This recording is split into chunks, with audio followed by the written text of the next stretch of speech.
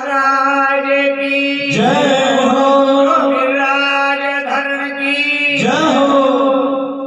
भक्तों, मूसलाधार बारिश हो रही थी। मेरे कन्हैया ने सबसे छोटी उंगली पे गिरिराज जी को धारण कर लिया और सब ब्रजवासियों से कह दी, सब आ जाओ जाके नीचे। सारे के सारे ब्रजवासी आ गए। नंद बाबा ने अपनी 85 वर्ष की आयु में ऐसी बारिश कभी नहीं देखी थी जैसे कि अब बारिश हो रही थी। मूसलाधार बारिश हो रही है और सारे के सारे ब्रजवासी गिरिराज बाबा के नीचे आ गए। 3 दिन हो गए आज मूसलाधार से बंद नहीं हो रही। जब मूसलाधार बारिश बंद नहीं हो रही तो सब लोग कहने लगे, ग्वाल अरे लाला तू एक काम कर, अब ने तू सो जा। बोले के सो जाऊंगा तो गिरिराज बाबा को हमारे, अरे हम आते हैं ना, चिंता मत करे, तू हमारी लाठी में बहुत दम है। बोले ना रहने दो, तुम ना संभाल पाओगे। अरे ना हमारी लाठी में बहुत दम है, हम संभाल लेंगे। लाला ने तू सो जा। देख तो 3 दिन है गए आज जगत जगत, अब तू सो ले। कन्हैया कह रहे, बोले रहने दो। बोले ना लाला हमारी तू बात मान ले करने का, दे तू छोटो सा वैसे तू सो ले। तो मैं जा रहा हूँ कि हाँ सो जा सो। बोले हटा रहा हूँ भैया। हाँ लाला भैया हटा ले, कोई बात ना, देख हटा रहा हूँ कि हाँ हटा ले लाला। जो मेरे कन्हैया ने जो उंगली थी ना उसको नेक खिसकाया, सारी लाठियां चकनाचूर हो गई। बोल भक्तेश्वर भगवान की जय हो। जैसे ही लाठियां टूट गई अब हल्ला मचा, ओ लाला पकड़ियो, ओ लाला पकड़ियो, ओ लाला पकड़ियो। कन्हैया बोलो मैंने तो तुमसे पहले ही गई कि मान जाओ, तुम ही कह रहे कि ना लाला सोए जा, ना लाला सोए जा। तुम्हें चेहरे लाला तुझे एक बात बता कि कहा अरे तेरे जो इतने बड़े गोवर्धन बाबा कैसे उठा ली ना? तो मेरे कन्हैया क्या कहने लगे, सुनो।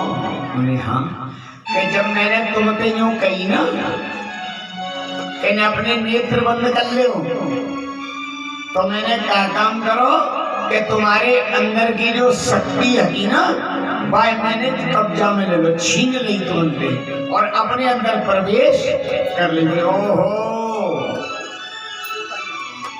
तो अब समझ में आई। बोले कि कैसे, कि अब समझ में न्यों आई। हाँ अम्मा को सहारा मिले तो सुरसी पे बैठ जाओ। नहीं कुर्सी ना है, जमीन पे बैठे। अच्छा दीवार तो गर्म है रही गरम तो कहीं नहीं हो रही। तो बोले लाला अब हमारी बात समझ में आई। बोले कि का पहले तो तू माखन चुरावत हो, दही चुरावत हो, अब हमें का मालूम है कि तू हमारी शक्ति चुरा ले तो है। जब भाई हम क्या हमारी लठियन में थे दम कैसे नहीं करेंगे हैं? लाला बता कैसे का भर। तो कन्हैया मेरे कहते कछु माखन को बल बड़ो, कछु गोपन करी सहाय। कछु तो जो मैंने माखन खायो ना, बाकी ताकती मैया ने ताजी ताजी माखन खवायो, और कछु तुम गोप ग्वालों की सहायता दें। श्री राधे जू की कृपा दे मैंने गिरवर लियो उठा। राधा रानी सरकार की, बोले राधा रानी की कृपा से मैंने गोवर्धन धर उठा। क्योंकि ध्यान दीजिएगा ये अंगूठा काय का होता है, प्रशंसा करने का है ना। अंगूठे के जब कोई काम करता है हाँ डन, अरे वाह वेरी गुड, बहुत सुंदर। ये उंगली किस मतलब की है, एक दूसरे की शिकायत करने की, चुगली करने की, वो ऐसा करी वो ऐसे करी वो ऐसे, या उंगली को कमाल। ऐसा वो एक गांव की ने एक बढ़िया सी अंगूठी बनवाई, और अंगूठी बनवाई के उंगलियां में पहन ली। पैर लई और सबन के सामने डोले करे अंगूठी ये पैर के बोले देख बहन जी कितनी अच्छी चीज है, देख बहन जी कितनी अच्छी चीज है, देख बहन जी कितनी अच्छी चीज है। काऊ ने बाकी अंगूठी की तरफ ध्यान नहीं दो, वो बार बार अंगूठी के लिए खत्ती नहीं हो गई है, अंगूठी नहीं पहन के आई। काऊ ने बाकी अंगूठी की तरफ ध्यान नहीं दो, बाने का काम करो कहे के झोंपड़ी में आग लगा देंगे पहले। जब अपनी झोंपड़ी में आग लगाई तो क्या कह रहे, अरे देखो कितने आग लग गई, फिर ये चल रही बाकी अंगूठी के देख रही, अरे देखो कितने आग लग गई, अरे भाई बुझाओ देखो माँ माँ आग लग गई। एक ने पूछ रही काय बहन जी कब बनवाई, दादी की तो पहले ही पूछ रही थी तो काय क्यों आग लगाती, हाँ हाँ काय क्यों आग लगाती। और जो सत्य बात है, हाँ जी मात्र शक्तियों में होती है ये बातें। पुरुष चाहे जितना बढ़िया सूट पहन करके आ जाए, वो बाबा दोस्त जो नहीं बुझाए बड़ा बढ़िया सूट है तुम्हारा, वो नहीं पूछेगा नहीं कभी। और अगर महिला को साड़ी पहन के आवे, हा फिर देख क्यों नया जी कहाँ से खरीदी है, कहते थे सुबह से बाजार से, बड़ी अच्छी साड़ी है, तो कितने की आई है पूरी, जब तक डिटेल नहीं ले लेंगे तो पेट में दर्द बंद नहीं होगा, है ना। और पैसे चाहिए अब तो, हाँ अपने अपने घर वाले में देखेंगे वो बढ़िया साड़ी लग रही थी, मेरे को तो वैसी चाहिए। तो बार बार ये हो गया इशारा करने की, ये उंगली बीच वाली, इससे हम लोग अपने चंदन लगाते हैं, बीच वाली उंगली से, है ना। ये वाली उंगली भगवान को चंदन लगाते हैं, ठीक है, इस वाली से अपने चंदन लगाते हैं, इससे कभी अपने नहीं लगाया जाता है। हाँ ये वाली उंगली अपने चंदन लगाने के लिए, और ये वाली उंगली बिल्कुल बेकार, ये वाली उंगली बिल्कुल बेकार रहती है, लेकिन ये वाली उंगली कनिष्ठा का कोई काम नहीं है। उल्टे हाथ की उंगली पत्नी की उंगली होती है, ये पत्नी की तरफ इशारा करती है, पत्नी की उंगली होती है, पत्नी का भाग होता है ये वाला। इसीलिए मेरे कन्हैया जी ने कहा था कि कछु माखन को बल बढ़ो, कछु गोपन करी सहाय, श्री राधे जू की कृपा मैंने गिरवर लियो उठाए। राधा रानी जी की शक्ति आ गई तो मैंने गिरिराज बाबा को उठा लिया। अब तो जैसे जैसे अब ये क्वेश्चन बोले अच्छा अब क्या हुआ, कन्हैया से ब्रजवासी लोग कहने लगे, बोले कि अच्छा तो राधा रानी की हमें कृपा रही है, बोले कि और का, बोले ठीक, बोले कि सुनो रहे हो ग्वाल वालों, यहाँ पे मैं भगवान हूँ, जाके मायने मैंने ये गोवर्धन उठा लो, चल चल आयो भगवान वालों तेने ऐसो का काम करो रे, कहते कि मैंने पूतना मारी, भगवान कहने लगे 7 दिन अकेले मैंने पूतना मारी, अष्टकासुर बकासुर मघासुर सब मारे मैंने, चल चुप पै जा, और मरी मराई में 50 लठिया तो हम देख के आए, मारी तेने पूतना पया बड़ो भाई भगवान बनो। मेरे कन्हैया से ब्रजवासी कहने लगे, आहा मेरे कन्हैया को बड़ा आनंद आता था ब्रजवासियों की बातों को सुनकर। लेकिन अब क्या हो रहा है, 7 वर्ष से मेरे कन्हैया ने 7 कोस के गोवर्धन बाबा को उठा लिया, मूसलाधार बारिश हो रही थी, शेषनाग ने आकर के 7 कोस के ब्रजमंडल में पूरे में मेड़ बांध दी, जिससे जो बारिश पड़ रही थी वो गोवर्धन बाबा के अंदर नहीं आया। और एक तरफ क्या हुआ, सुदर्शन चक्र ऊपर पर्वत पर बैठ करके और उसको जल को सुखाता जा रहा था, और दूसरी तरफ अगस्त मुनि उस जल का पान करते जा रहे थे। जैसे कहा अगस्त मुनि पान कर रहे थे तो सुखदेव जी महाराज से राजा परीक्षित ने प्रश्न कर दिया, बोले गुरुदेव एक मेरी बात समझ में नहीं आई।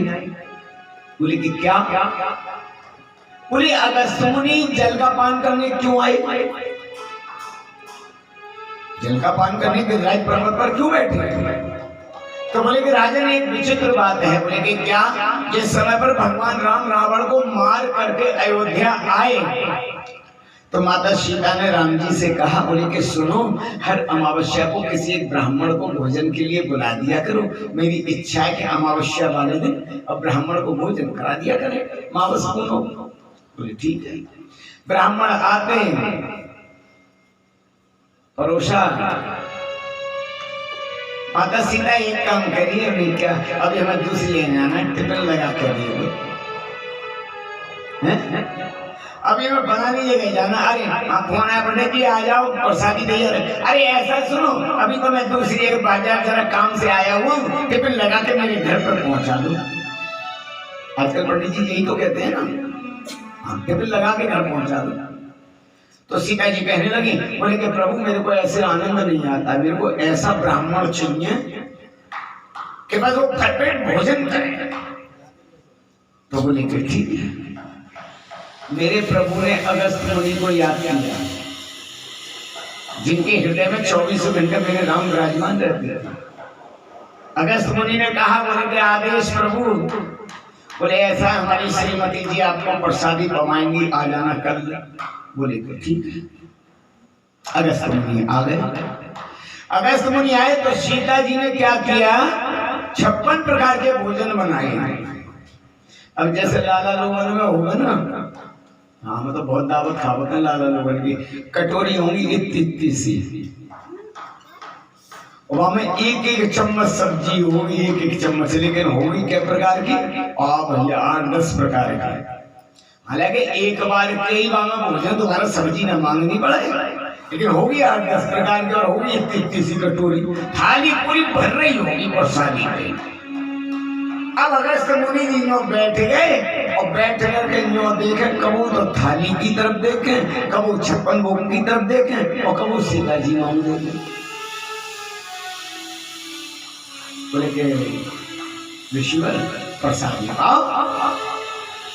अगस्त मुनि कहने लगे, बोले कि मैया जब नाक में डालूं या कान में डालूं जब प्रसादी है? तो महाराज आप चिंता मत करिए, प्रेम से भाई।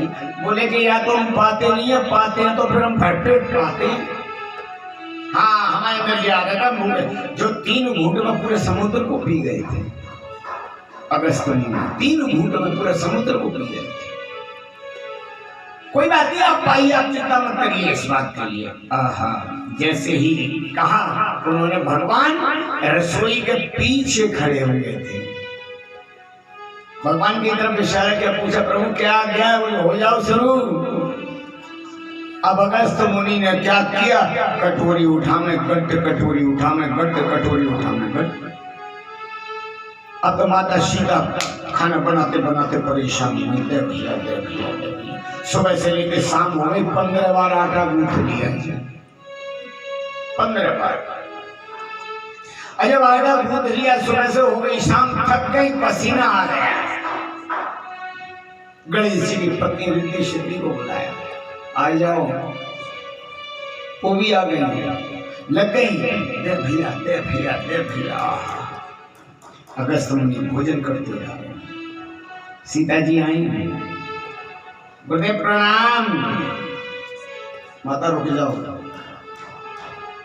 अभी हम कुछ बोलते नहीं है, प्रसादी पाते तो बीच में बोल। नहीं, मेरा मतलब ये नहीं है। बोले तो क्या मतलब है? बोले कि बीच में थोड़ा पानी पी लेना चाहिए। बोले कि देवी हम पहले भोजन करते हैं, उसके बाद में पानी पी लेते हैं। अच्छा ठीक है, कोई बात नहीं। अब तो क्या रहा कि भैया चलता रहा, 3 दिन और 3 रात लगातार प्रसादी चल रही है। अखंड उनका रिद्धि सिद्धि सामने है, वो भी झुक गई। बोले हम तो थक गए। रिद्धि सिद्धि बनाते बनाते नवनिधि को बुलवाया और गणेश जी को रसोईया बनाया, लेकिन फिर भी अगस्त मुनि झुके नहीं। अब तो महाराज जी मुंह में उड़ेलते जा रहे हैं, दे भैया दे भैया दे भैया दे भैया। फिर सीता जी आ गई, महाराज की जय हो, अखंड सौभाग्यवती रहो देवी। बोले अभी हम बात नहीं करेंगे, पहले अभी हम प्रसादी पा रहे हैं। तो अगस्त मुनि ऐसे ही होंगे। हमारे जो बैठे रहे महाराज जी पत्रे दुबरे और तुम जिन्हें नौता जमाओगे तो सोचोगे कि जो 4-5 पराठे खाएंगे बस 8-10 पूरी खाएंगे तो तुम भाई हिसाब से तो बनाओगे। और जो मारे पड़ी जिन्हें अपनी खिड़की खोल गई तो दे भैया दे भैया दे भैया दे भैया जय गिरिराज जी कर दो तुम अच्छा नौता करो मैंने इनको। अगस्त मुनि के पास फिर आ गई बोले थे जब निमंत्रण ना आए रे तो जब तुम्हारे निमंत्रण ना आए रे और तुम्हारे संग में और उनको मर रहा हूँ वही का वाली नहीं। अब के वो मोटे ताजी में लेके आवे करूँगा ताते नहीं थे करेंगे कि जिस सब जिके जिकाई वाले हैं वो लिए वृंदावन बिहारी और देखो बादल रश्मि जी के यहाँ गए जो प्रसादी पाए अरे भटूरे की लाइन लगाई थी फारवे की दे भैया और जब कि मैंने 6 बजे में खवायो खानो रात को 10 बजे मैंने 10 बजे तक इंतजार करवायो मैंने ये जाए तो भूख मर जागी जिंदगी तो कम खाएंगे वो भैया जी तो और ज्यादा दे भैया और 5-6 प्लेट बाकी खाएंगे पुलाव की आज ही देखो एक दिन गाजर को हलवा ये सूदे से लग रहे हैं दोगे तो बढ़िया और गई घटवे की जगह पे बढ़ गई। हाँ समझे और दही बड़ा और बनाई ओ भैया पूरी 1 किलो भगोनिया 2 किलो की होगी 2 किलो चट्टे करेंगे बोले गए जिनके घर में निकले छोड़ो वो को नहीं छोड़ो जाने पर साथ तुमने अच्छा महाराज बचा दो बचा दो बोलिए महान कृष्ण भगवान की। अब अगस्त मुनि कहने लगे बोले देवी आई सीता जी आई गुरुदेव प्रणाम। बोले देवी अखंड सौभाग्यवती रहो। बोले कि गुरुदेव एक काम करो मैं इसी कह रही थी अगर आधा भोजन हो जाए तो जल ग्रहण कर लेना। बोले देवी जब हमारा आधा भोजन हो जाएगा तो हम जल अवश्य ग्रहण कर देंगे। कोई बात नहीं। और मेरे प्रभु रसोई के दरवाजे पर खड़े देखते रहे और इशारा चल रहा है अगस्त मुनि का मेरे प्रभु की तरफ। बोले क्या आदेश है? बोले चले जाओ तुम गाड़ी दौड़ा चले जाओ शताब्दी एक्सप्रेस है वो भी सब देखी जाए। हाँ हमारी श्रीमती जी सीता जी बहुत कहती ऐसे ब्राह्मण ना ऐसे ब्राह्मण ना। देखो ब्राह्मण कैसे है अब तो कोई बात नहीं। अब सब देखो श्रद्धा की भी एक हद होती है। अब हाल में तुमने कहते हैं जी ले आओ जी तो थोड़ी देर पीछे जी ले आओ जी थोड़ी देर पीछे जी ले आओ जी और एक आध बार तो तुम करोगे तो भाई में यही पंडित यहाँ घंटे आएगा खून पी लेगा सवेरे तरह से ज्यादा नचाई जाएगा जी ले आओ वो ले आओ और श्रद्धा की टावर टूटेगी। अब जानकी जी का रुख बदला राम जी से आके बोलूंगी सुनो। हाँ देवी क्या बात है? बोले आज से मैं ऐसे ब्राह्मण को लेके आएंगे घर पे तो सोच लेना तुम्हारा भी खाना बंद कर दूंगी कि ब्राह्मण है। बताओ नहीं कोई शर्म नहीं है कि इन्होंने हद कर दी। बताओ किसी के घर में आटा है कि नहीं है सब्जी है कि नहीं है खाए चले जा।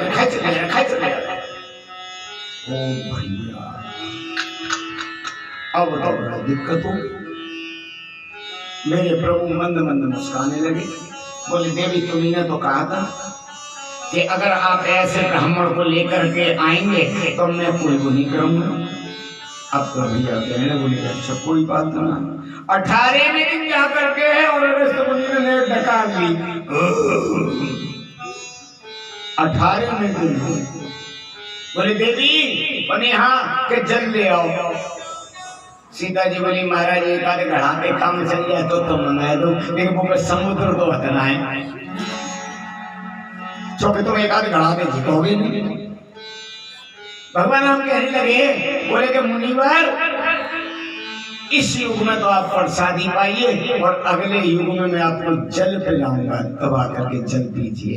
आज अगस्त मुनि ने वहां आकर के और जल का पान किया गिरिराज जी के ऊपर तो सारी ब्रजभूमि सूखी धूल उड़ रही थी। इंद्र ने कहा बोले कि जाओ जाकर के देख करके आओ कि ब्रजमंडल डूबा के नहीं। तो वहां से आके कहते बोले कि महाराज वहां तो धूल उड़ रही है। धूल उड़ रही है? बोले कि हाँ महाराज। तो बोले पानी कहाँ गया जल कहाँ गया बारिश का? बोले पता नहीं। इंद्र स्वयं आए और नीचे देखा तो एक तो सुदर्शन चक्र घूम रहा था मेरे प्रभु का, और एक तरफ अगस्त मुनि बैठे हुए थे। देख करके नीचे आया, आकर के मेरे प्रभु के चरणों में गिर गया। उन्हें कहा, बोले प्रभु मुझे क्षमा कर दीजिए, मैंने तो आपको केवल साधारण बालक समझा था, इसलिए मुझसे बहुत बड़ा अपराध हो गया। भगवान बोले कि इंद्र कोई बात नहीं, तुमने एक बहुत अच्छा काम किया है, तुमने सारे ब्रजवासियों को मेरे को मिलवा दिया। 7 दिन 7 रात तक सारे ब्रजवासी गौएं बछड़े सब मेरे कन्हैया के पास आए।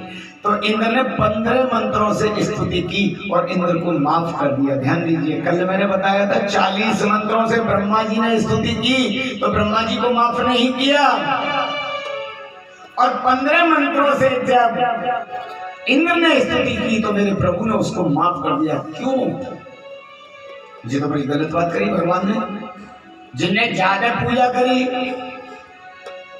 बाकू तो जो है माफ नहीं करो, जिनने थोड़ी सी पूजा करी बाकू माफ कर दी लो।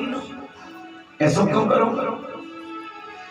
भगवान से जो भक्तों को दूर करता है भगवान उसे कभी माफ नहीं करते।